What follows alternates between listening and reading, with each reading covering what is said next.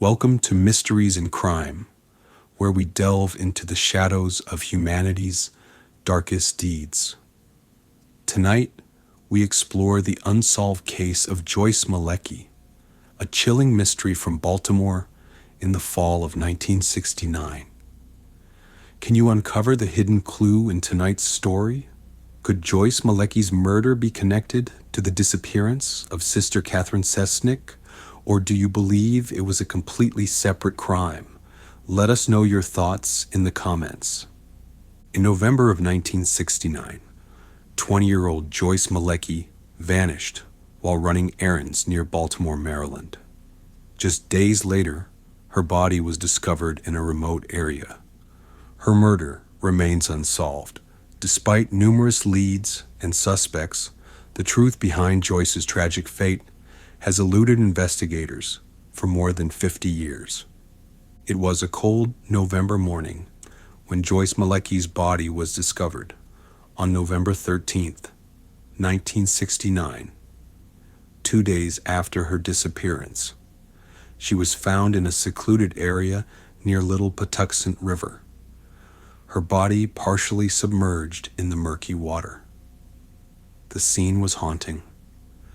Footprints and tire tracks marked the damp earth, suggesting a hasty attempt to conceal the crime. Investigators arrived quickly, scanning the area for clues. The young woman's body bore the marks of a violent struggle. Bruises and ligature marks on her neck indicated she had been strangled. The silence of the forest was broken only by the whispers of officers, piecing together the brutal details of Joyce's final moments. Joyce's disappearance and murder shocked her close-knit community. Her family, desperate for answers, pleaded for justice. Local law enforcement launched a large-scale investigation, questioning witnesses, following leads, and working tirelessly to identify her killer. Despite their efforts, the case would soon grow cold, leaving behind only haunting questions and the enduring sorrow of a family robbed of their daughter, sister, and friend. Joyce Malecki was only 20 years old when her life was tragically cut short. Born and raised in Baltimore County, she was known for her caring nature and infectious smile. Joyce worked at a local liquor store and was a devoted daughter and sister, someone who brought joy and comfort to those around her. Friends described Joyce as responsible, hardworking, and deeply compassionate. She was a young woman with dreams, a future full of possibilities that would never be realized. Joyce attended church regularly, and her faith was a significant part of her life. She loved spending time with her family, often helping her mother around the house and sharing laughs with her younger siblings. On the day she disappeared, Joyce had planned to run a few errands, a routine task that would take a dark turn. She vanished without a trace, her absence an immediate cause for concern among her loved ones.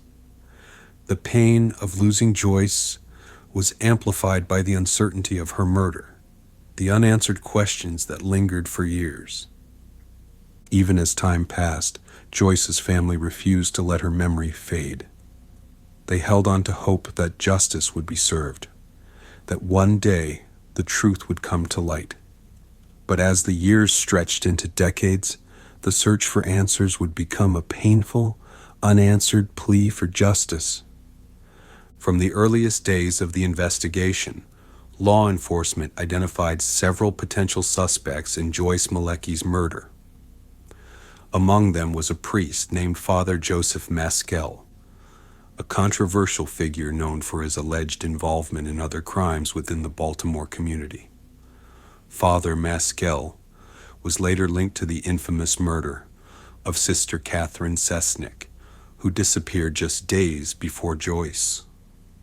Though Father Maskell was never formally charged, his name continued to surface in connection with both cases. His involvement with local law enforcement and powerful institutions made him a figure of suspicion. but concrete evidence was elusive. Another suspect was a local man with a criminal history who had been seen in the area where Joyce's body was found.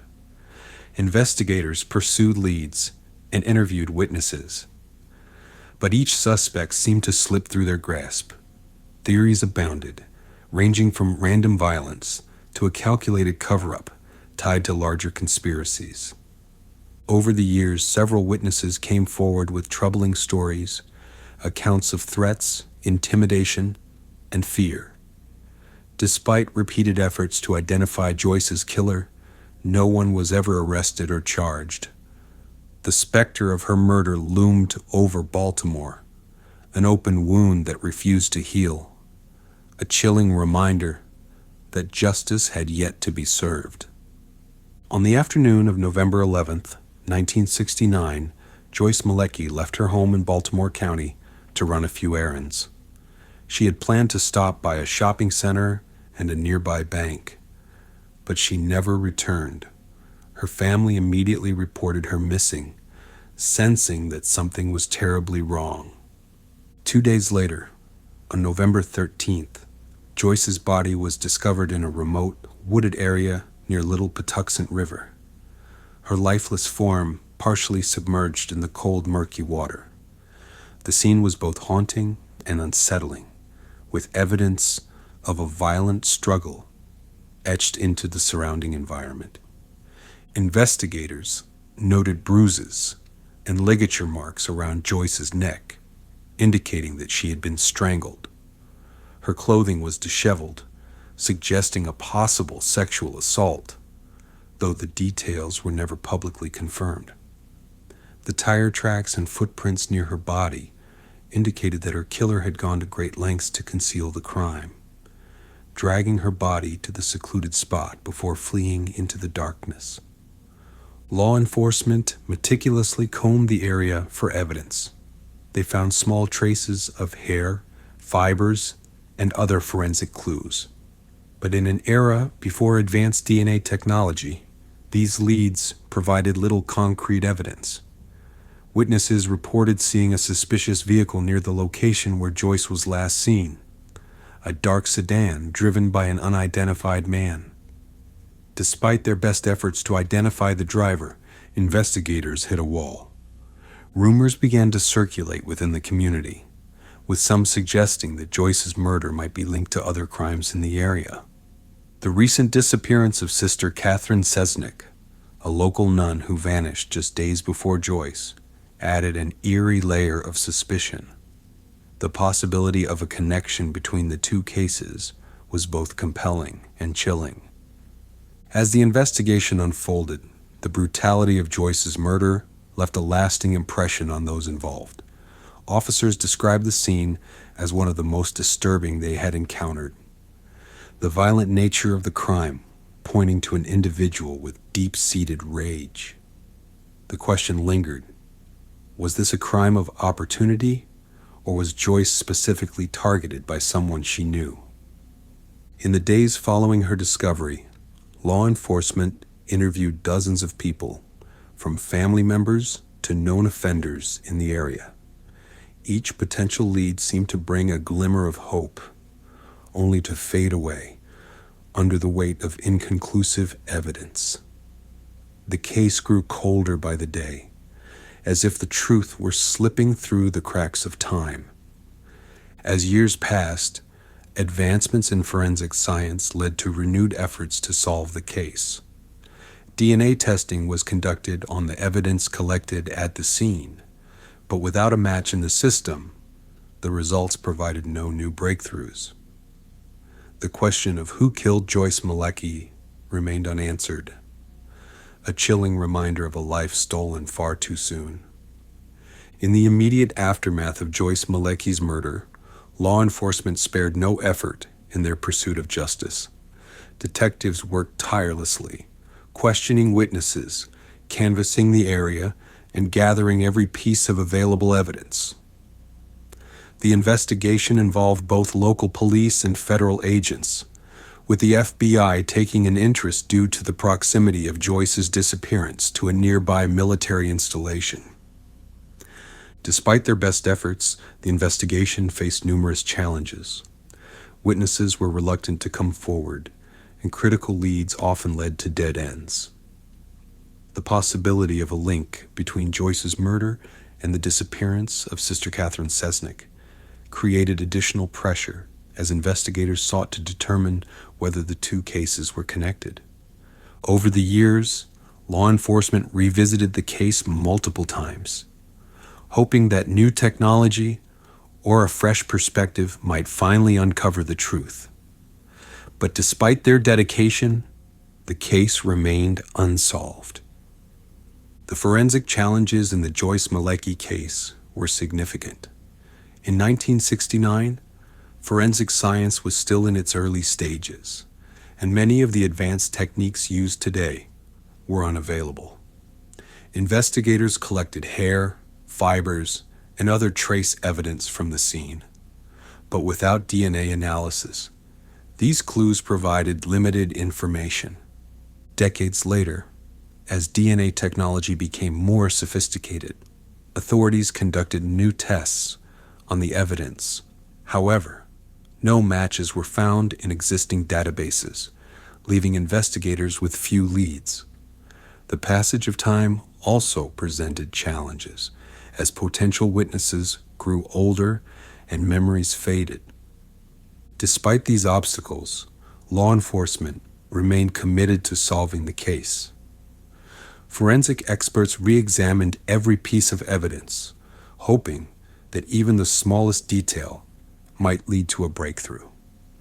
But for now, the identity of Joyce Malecki's killer remains a mystery, a chilling reminder of a crime that refuses to be forgotten. The murder of Joyce Malecki sent shockwaves through the Baltimore community in 1969. Fear gripped the residents, many of whom began to lock their doors and avoid venturing out alone. Rumors spread like wildfire. Some whispered about a serial killer, while others speculated about a deeper conspiracy.